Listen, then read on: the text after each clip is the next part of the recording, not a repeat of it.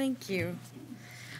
It's a great pleasure to be here this morning, so thank you very, very much. And I think, so much of what you've seen is obviously what I would be talking about. So I just want to sort of talk about, what really initiated us on this. So many times when I'm talking to other audiences, people think when I say I'm from DOE that I'm from the Department of Education. So anyway, people sort of say, why is energy involved and so passionate about education and training? So I wanted to provide a little background on that.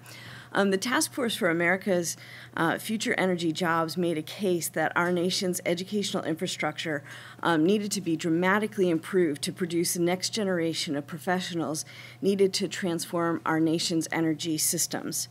Because the U.S. is really facing a critical shortage of professionals, both to maintain our existing power infrastructure, but also to design and build and operate the future power system.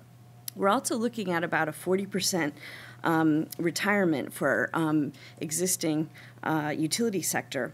And there's also an accelerated rate of change as we reach our goal of modernizing our infrastructure to support our advanced clean energy portfolio.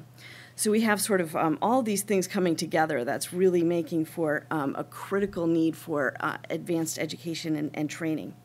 There's also another factor, and it sort of extends way beyond energy. The Human Resources Policy Association notes that educational institutions have not fully appreciated the constant increase in the acceleration of change in the work that's done and the skills needed to do this work. And I really think all of us are facing that, right? The number of times we have to learn something new just to keep up with what we're doing. So all of this adds up for a really significant need for us to advance quickly on the way that we're training and educating and becoming lifelong learners. So with all these challenges, DOE looked to incorporate advanced learning technologies into our training portfolio.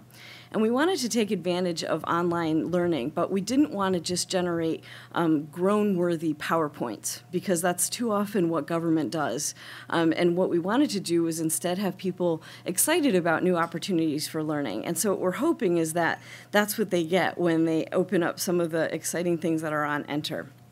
Under the Recovery Act, we had a one-time opportunity to make an investment in training, as Dr. Kelly mentioned. We had that opportunity to create a national program. And what we wanted to do was to go beyond a specific immediate need, which was to train weatherization workers, and instead to create something that was an enterprise system that would be used across our Office of Energy Efficiency and Renewable Energy, and even across the agency, and to work across the government and with universities and colleges and industry. And what we're really excited about is, as you can see from the number of users who've already signed on, we're starting to realize that mission, and it's really, really exciting. So we began working on NTER to host interactive lessons for weatherization. And because of that flexible framework, other programs within our office quickly began to see the opportunities for lowering the cost for infrastructure and improving the content, because they could put that investment that they would have put into creating yet another system all into developing good content. NTER's online solar course, for example, is enabling code officials from all over the country with easy access to important instruction and information on inspection and permitting. So for years, DOE and IREC had delivered this training in workshops, and this door-to-door approach was incredibly valuable, but now they have reach across the nation through online, the NTER system. And this is providing considerable cost reductions.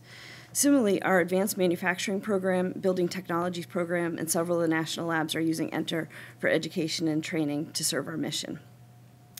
The book Bounce, How Champions Are Made, talks about how purposeful practice separates the rest from the best, and NTER is making that possible. I like to talk about the very patient medium of online technology, because only the computer and you know how many times it takes for you to get through that lesson.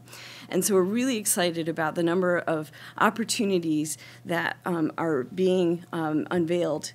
A lot of them aren't yet public, but there are more and more coming online. And the other exciting thing that John just talked about is the ability to author material.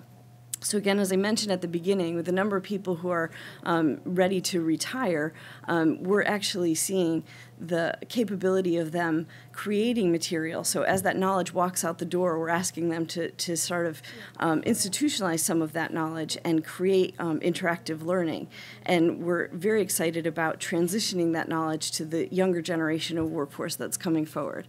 Now, a lot of that is still, at the PowerPoint level, but still just to capture some of that before it goes out the door is, I think, very important. And what we're doing is sort of planting the seeds about increasing the interactivity.